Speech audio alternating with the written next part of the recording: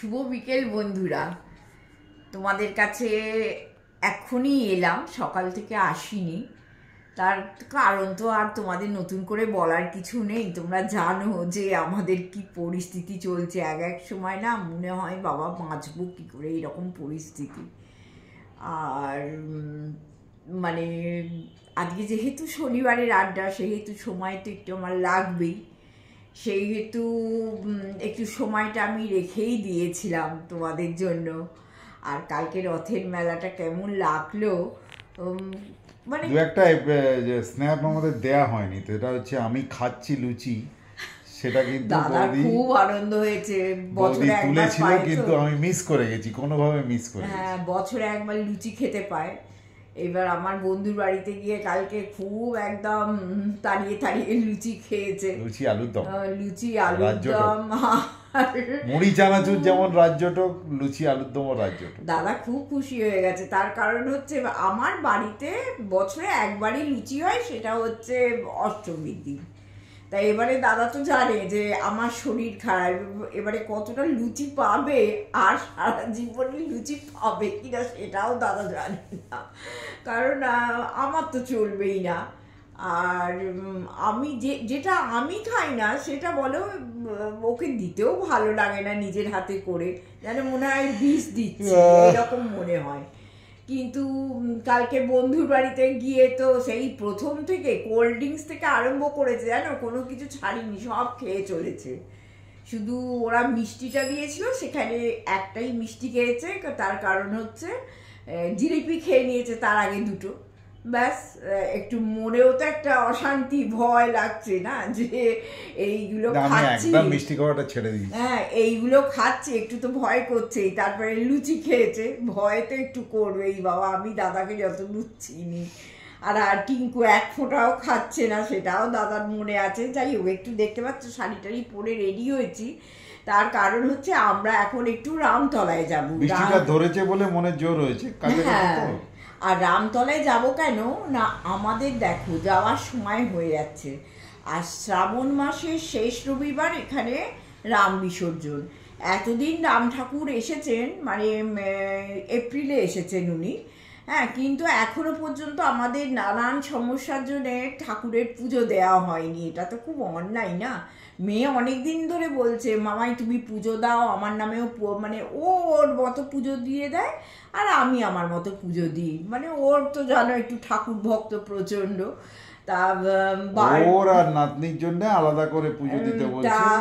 আমি সবাইকে আর একসঙ্গে দিতে চেয়েছিলাম, ও বলছে না, তোমরা তোমাদের দুজনের আলাদা দাও, আমার মেয়ের আলাদা দাও। হ্যাঁ, তা পুজো দিতে যেহেতু বলেছে, তা রোজই বলে তোমরা যাবে না রাম ঠাকুরের পুজো দিতে, রাম ঠাকুর তো চলে যাবে, তোমরা ব্যস্ত হয়ে যাবে, আমাদের আর ধরতে গেলে একটা মাস আমাদের সময় হাতে।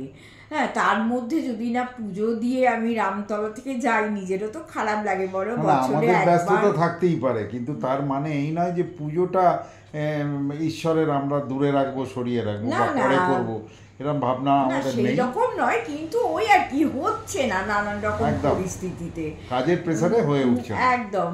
আর কি বলবো, এখন যাচ্ছি ক্যামেরাটা নিয়ে, তোমাদের সঙ্গেও যাচ্ছি, যে দেখি যতটা তোমাদের পারবো আমি পুজো দিতে ঢুকছি, কি করছি তোমাদের দেখাবো। তবে হ্যাঁ, একটা জিনিস হচ্ছে যে রামতলায় যে পুজো আমি দেবো, রামতলা থেকে মিষ্টি কিনবো না, যদিও দুটো তিনটে মিষ্টির দোকান আছে, ওখানের মিষ্টিগুলো না একদম ভালো লাগে না।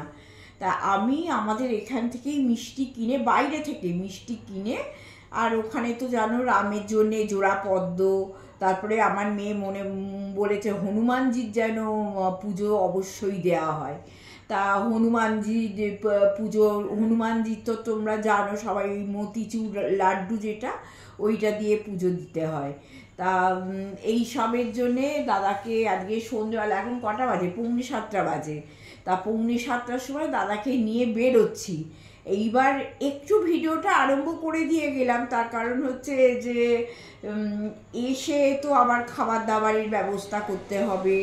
হ্যাঁ, দাদা আর ওখানে যদি পারি কিছুটা তুলবো। না, ও তো তুলবই, পুজো টুজো দেবো, কীভাবে রামের পুজো দেওয়া হয় সেগুলো আমার অনেক বন্ধু দেখতে চায়। অ্যাকচুয়ালি অনেকেই জানে না যে রামলালতলায় এত বছরের পুরনো ঠাকুর আছেন।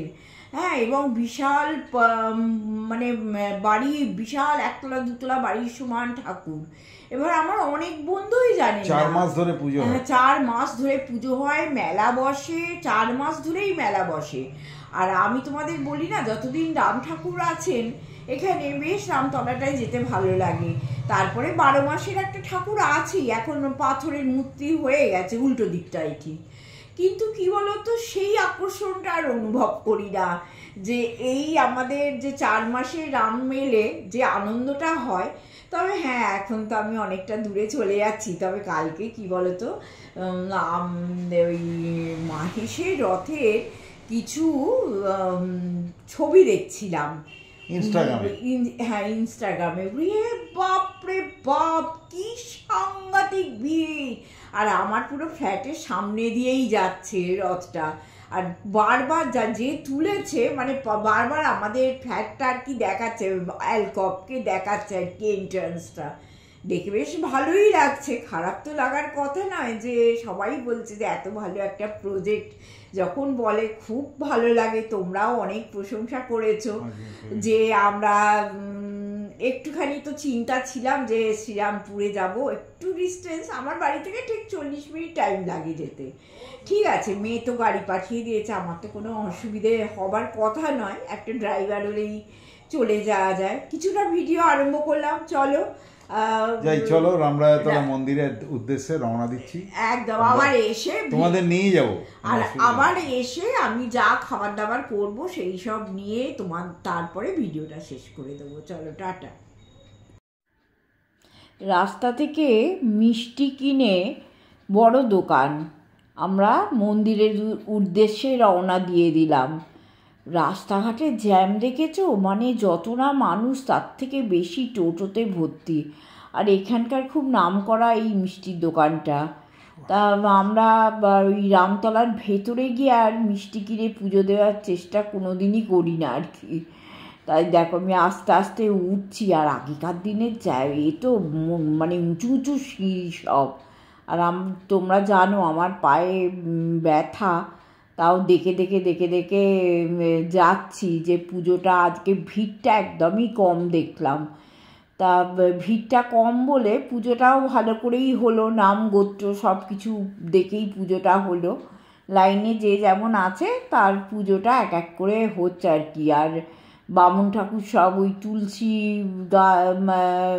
গাছ ফাছগুলো নিয়ে ওই প্যাকেটে কী করছে কে জানে, ওই সব গোছাচ্ছেন।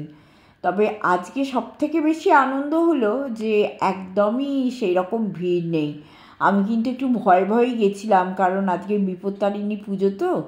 আজকে ভেবেছিলাম রামের কাছে হয়তো প্রচণ্ড ভিড় হবে, সব বিপত্তারিণীর উপোস টুপোস করে তারপরে রামের কাছে পুজো দিতে আসবে। কিন্তু অন্যরকম দেখলাম, পুজো যে হচ্ছে না তা নয়, পুজো হচ্ছে, কিন্তু যেমন সেই মারপিট হয় সেই জিনিসটা আর কি নেই।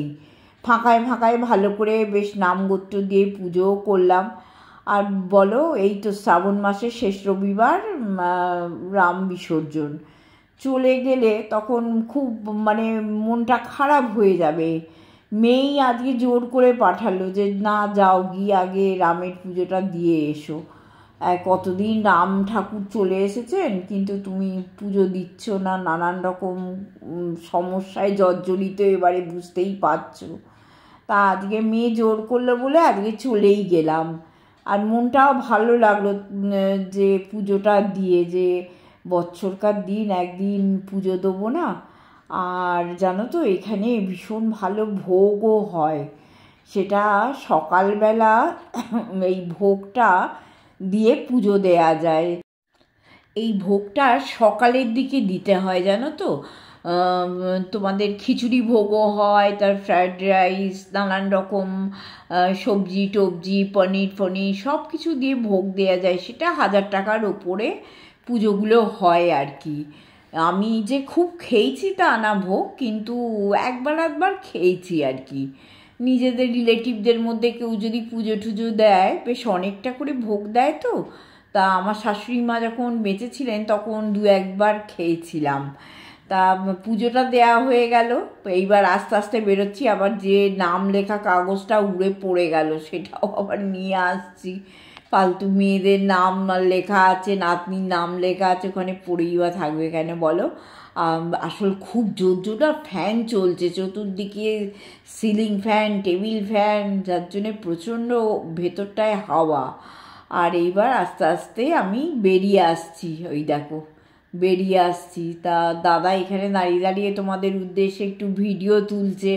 আর আমার অনেক বন্ধুই এই রামতলা দেখতে ভীষণ ভালোবাসে, তো তাদের জন্য আরও একটু ভালো করে দেওয়ার চেষ্টা করছি। এইবার যাব হচ্ছে সংকট মোচনের কাছে, পাশাপাশি মন্দির আর কি।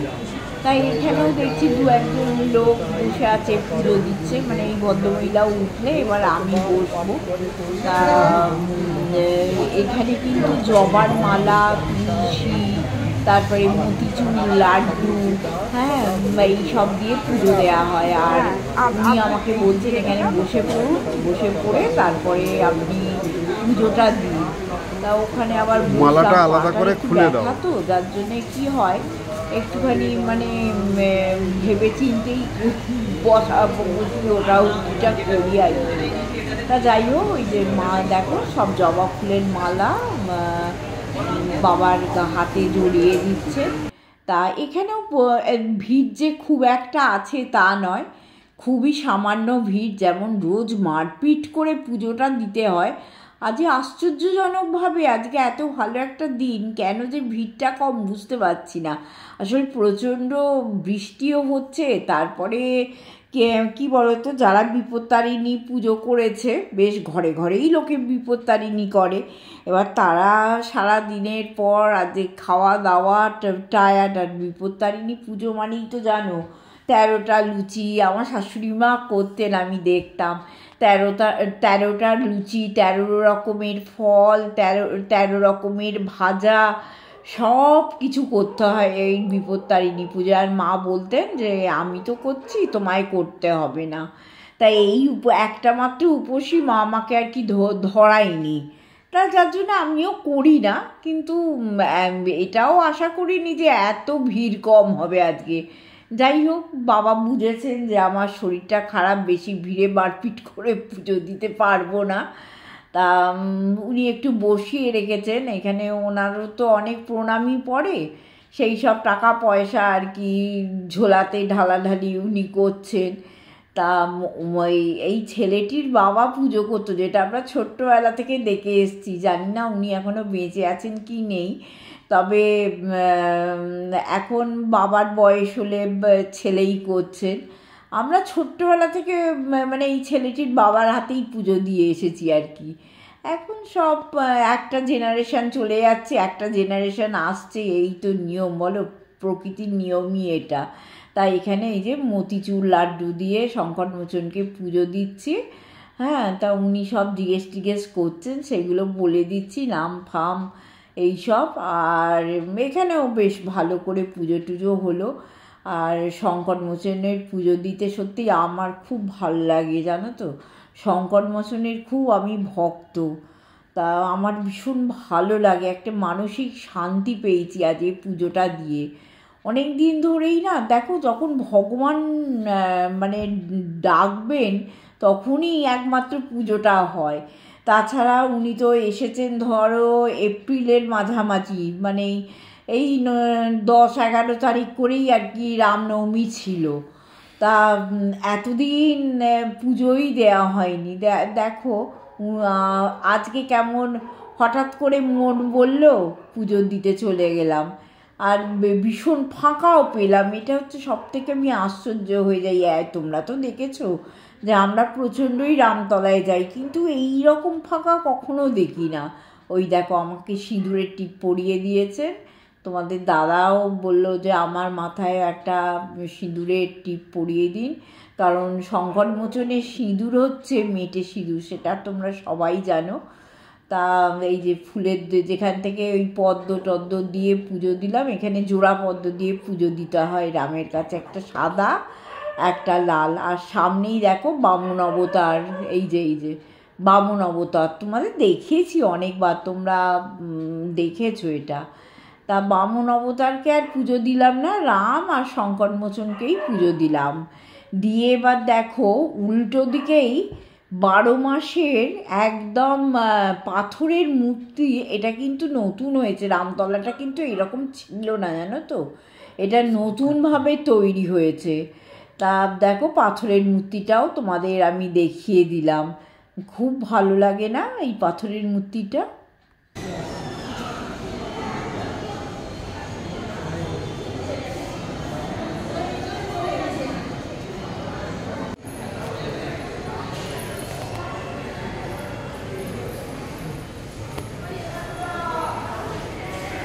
পুজো দেওয়া হলো, হ্যাঁ এই দিচ্ছি দেবো করে না কিছুতেই আর দেওয়া হচ্ছে না। সন্ধ্যে আগে ঢুকেছি বলে খুব একদম ফাঁকায় পেয়ে গেছি, ভিড় হবে। দিনটাও ভীষণ ভালো, কারণ পুজো দিনটাও খুব ভালো, এটাই। আর সারাদিনই মানে কি বলবো, আজকে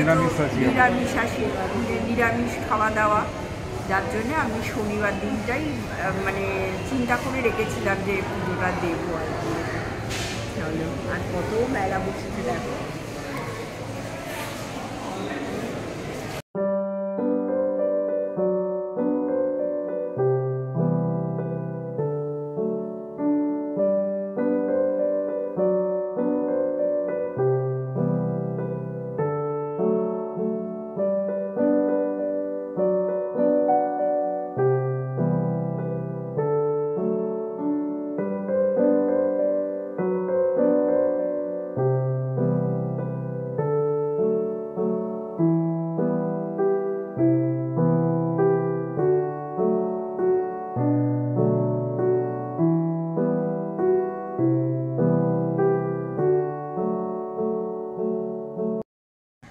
বন্ধুরা ভালো করে পুজো টুজো দিয়ে এলাম, পুজো দিয়ে এসে এবার আজকে তো শনিবার, এমনি আমরা আজকে পুজো দেবো বলে একদম নিরামিষেই আছি। আর এখানে সকালবেলা অল্প একটু আলু দিয়ে পটল দিয়ে ঝাল একটু তরকারি করে নিয়েছি, আমাদের দুজনের এনাফ। তার পুজো দিয়েছি, অনেক মিষ্টি হয়ে গেছে, সেই সব মিষ্টিও আছে, তারপরে আম আছে, কালকের পায়েস করেছিলাম সেই পায়েসও আছে, সব কিছু আছে। ওই মিলিজুলি সরকার চলবে আর কি, আমি যেটা বলি সব কিছু নিয়ে রাত্রিবেলা খাওয়াটা হয়ে যাবে। যদিও মিষ্টি ফিষ্টি তো আমি খাই না, পায়েসও খাই না, তোমাদের দাদা খাবে। আর কি করো বলো, কেমন উইকও লাগছে, ওই যে একটু বাইরে বেরিয়েছি তো কেমন যেন একটা উইক লাগছে, জানি না। আমি এবারে ডাক্তার দেখাতে গিয়ে বলবো যে উইকনেসটা কিছুতেই যাচ্ছে না। দাদা আবার বলছে ছানা করলেও হয়, দুধ আছে, ঠিক আছে দেখছি একটু ছানাই করে নি, কেমন যেন মাথাটা টলটল করছে জানো। যাই হোক বন্ধুরা, আজকের জন্য ভিডিওটা শেষ করছি। সবাই ভালো থেকো, সাবস্ক্রাইব করো, প্লিজ সাবস্ক্রাইব করো। ভিডিওটা যদি এতক্ষণ দেখে থাকো তাহলে নিশ্চয়ই ভিডিওটা তোমাদের ভালো লেগেছে। আর রাম পুজো কিভাবে দিলাম যতটা পেরেছি তোমাদের তুলে দেখিয়েছি। সঙ্গে থাকো, গুড নাইট, টাটা, সবাই ভালো।